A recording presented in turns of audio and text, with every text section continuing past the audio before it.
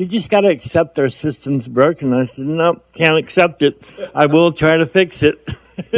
Yeah, absolutely. Good for you, Yeah. for sure, you know, and that's what you guys have been about, is fixing these things that it seems the city and the county does nothing but drag their feet over.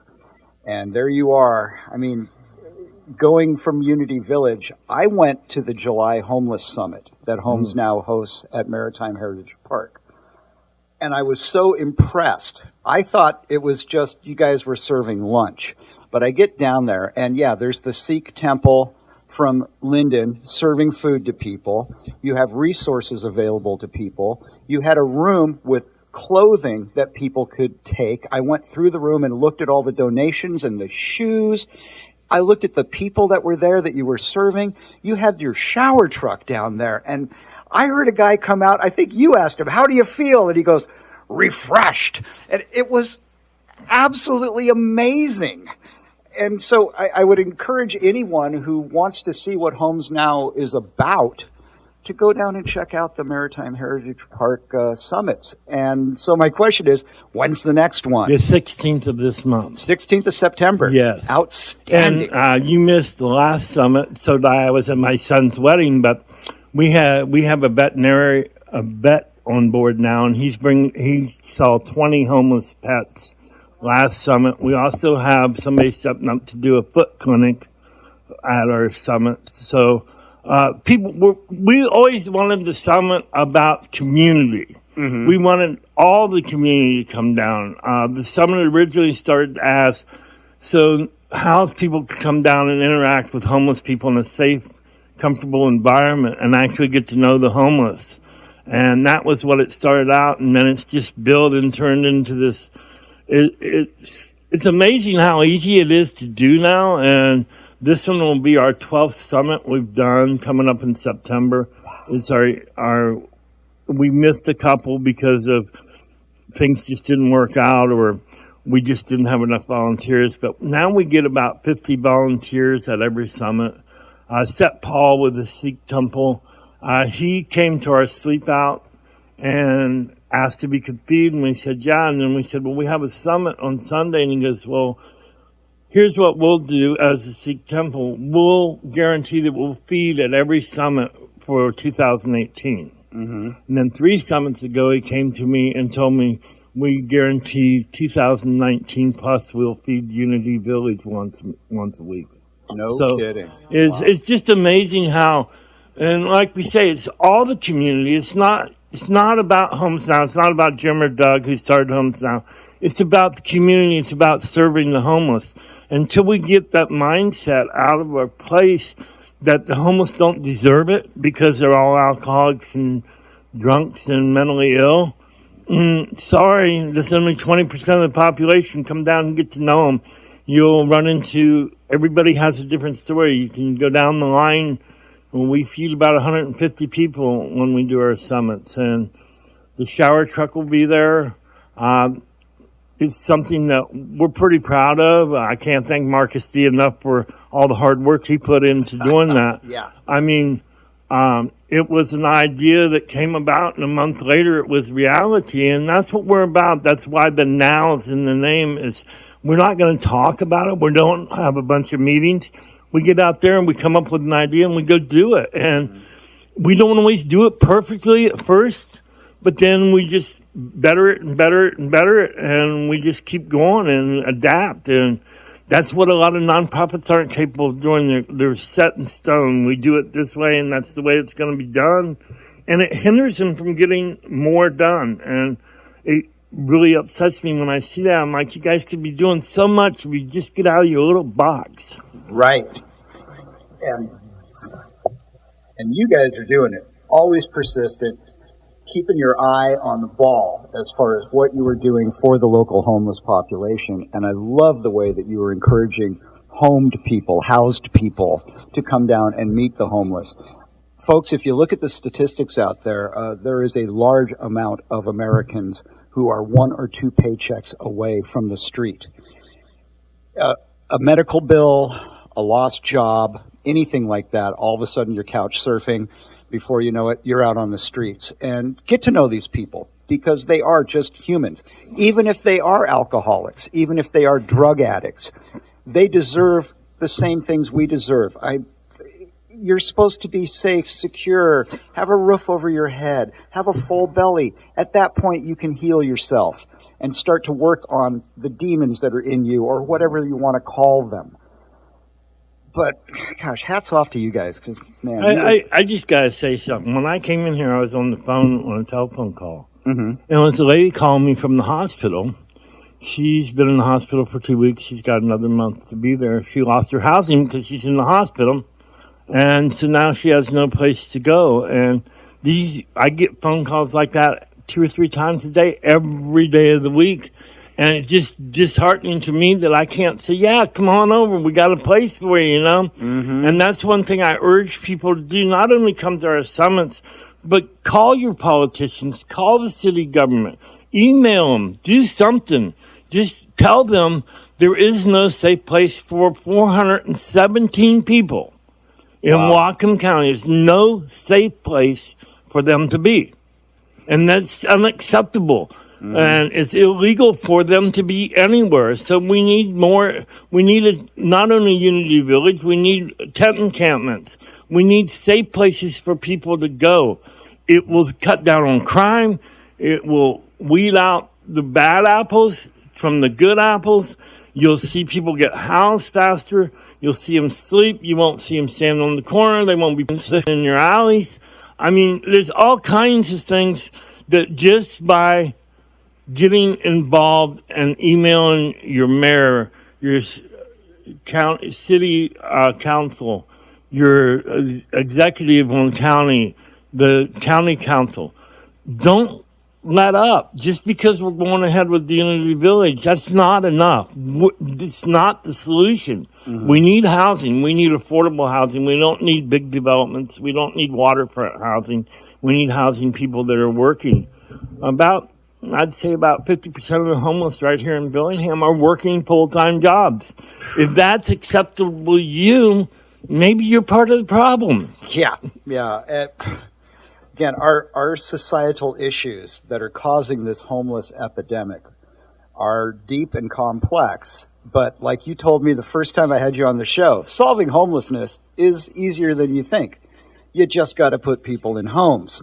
And so, yeah, we can debate all this other stuff later. Let's put people in houses so that they can start taking care of themselves. Good grief, if you're working even a part-time job, you should be able to afford a room with someone else and share a house. That's the way it was when I came to Bellingham back in 1987, and it sure isn't the case now. And I'd really like to remind our listener that this is your community. These are your neighbors, or they used to be your neighbors. Now they're out on your street in front of your house. But doggone it, folks, we got to do something about this to help out our fellow people in our community. And the government isn't going to do it. The president's not going to do it. Congress isn't going to do it. The only people that are going to do it is you and folks like HomesNOW. And remember, it is HomesNOW, not later. Not homes later, not now, okay? It's not homes tomorrow. It's not homes next week. It's freaking homes now, folks, and that's where it should be. So how can they follow your progress? How can they get involved with helping you? I mean, if they can't donate money, maybe they can swing a hammer or haul some heavy stuff or help with the shower truck. How do people get in contact with you guys? Well, you can go to homesnow.org, click on the volunteer tab, fill it out, tell us what you're interested in. Somebody will get back with you within 48 hours. It's something new we're doing now. Go to HomesNOW Bellingham on Facebook. HomesNOW Not Later is our page on Facebook. Just follow us. Go to Showers Now. There's a Facebook page just for the shower truck. Just get involved. But, all I can say is just remember, this is somebody's son, daughter, mother, brother, sister, uncle, aunt out there, or your kid. Yeah. If you're not doing something for the less fortunate, you talk about drug and alcohol problems. How many of you house people have drug and alcohol problems? Do we say, well, you shouldn't have housing because you have a drug and alcohol problem? No, we get you in treatment. But because we're homeless, we just kind of ignore that, We only have 8 beds in this county for detox. 8 beds. Yeah. Set aside for homeless people. 8 beds. And there's 817 homeless people. So let's think about how we're actually dealing with it. The mental health in this town sucks. And I can't say it nice. I don't sugarcoat stuff. And, it's just not worth it. I don't have time to make you feel good about this. I want you to feel angry, and I want you to feel angry enough that you actually get up off the couch or wherever you're at and get involved. Sure. And there's so many things that we need help with. We need help right now. People calling businesses, asking them for donations. We want all the community involved. We don't want just a certain part of the community. We have a lot of Republican support, which is kind of awesome, man. It's totally awesome. That's because we don't want taxpayers' money. We're not the typical nonprofit. We're not sitting on our hands. And I'm not bashing all the nonprofits. There's a lot of good nonprofits in this town. They all serve a purpose, but ask yourself this. What are we doing for the homeless tonight? Not 5 years, not 10 years. They don't have 5 or 10 years. Just because you're all sitting in a nice house, you got a nice warm bed, you got a nice hot shower, you got locks on your doors, you've got time. The people out on the street don't have time. They need help tonight. And that's what it's about now, not later. And that's why we're so proud of our name, because we are about now. If we were given land, if we were given the green light to start building now, today, I wouldn't be here. I'd be out. You'd be out there. Yeah, we'd be doing it tomorrow. We as soon as we get the stamp that says we can start, we're not going to wait for all the moons to line up and the stars to all line up. We're going to be right there, and we're going to do it. Yeah. And we're going to screw up. We're going to have hiccups. We're going to make mistakes. But one thing we'll be doing is doing it, not talking about doing it. And that's what it's about. Take a chance. Like I've asked the city council and the mayor, and I've asked the county council and the mayor, what are you afraid of? What, we're going to house 20 people for $80,000? Wouldn't that be so sad? Yeah. And actually, if you look at the social costs of not housing those people, I think it's more than $20,000 or whatever. Yeah. $2,000 a piece is what it's going to cost to house. Yeah. And not right now. I think Bellingham spends the county and the city spend about $20,000 a year on each homeless person a year. Wow. And you could reduce those costs considerably. And free up the services for the people that need them more. Right now, I feel sorry for the case managers and the social workers in this town. And they probably got 50 clients apiece. Imagine you've got 2 minutes with this client. Either you get it done in 2 minutes or it's pushed to the next month or whenever. I mean, let us free that up. Let us take the people that actually don't need case management and social work. They just need a safe, secure place to sleep. And go to work, save up some money, and get an apartment. Yeah. And I liked your comment earlier about getting the good ones in housing so that the bad ones are more exposed. People are afraid and uncomfortable with the homeless because, well, they don't like seeing a bicycle chop shop at Cornwall Park, things like that. But if you take these people that want the services and will stay in a village with supervision and rules and safety, that frees up police resources to go after those folks that are really making you uncomfortable about what's going on in the streets of Bellingham and in Whatcom County in general. So, yeah. One other thing I'd like to say, talking about the chop chops and the bad ones, bad ones aren't bad by choice either. They're put in a bad situation, and they're doing what they have to do to survive. When I was homeless for 17 years, I wasn't always a law-abiding citizen. I had to eat. I had to stay safe. And I did what I had to do. I'm not making excuses for it because I hate the bike chops because they give all the homeless a bad name. When you mention the word homeless, everybody thinks about right in front of the drop-in center. Right. And talking about that, I just want the people of Bellingham also hold your nonprofits accountable. Don't let them do things that we're, as HomesNOW, aren't allowed to do, but the mission's allowed to do. And that's been a contention of mine. The drop-in center's under the same ordinance that we are in the city, and they're not allowed to have what's going on. They've told us outright they're breaking their own rules. So I just ask everybody, hold your nonprofits accountable. If you don't think they're doing a good enough job, hold them accountable. Make them do better. Because, like I say, it's your son, your daughter, your mother, your father, your aunt, your uncle, your cousins. They're a relative of somebody. They deserve to be treated like humans. One thing I always say is you got to treat people with love, respect, and dignity. And that's all people, not just people that are housed. This is the city of Bellingham. The homeless are part of the city of Bellingham. They're the county. They were born and raised here. Stop getting over the notion they're all coming from California and Oregon and from all over the world. And if we let Unity Village go, that all the homeless from New York are going to come here.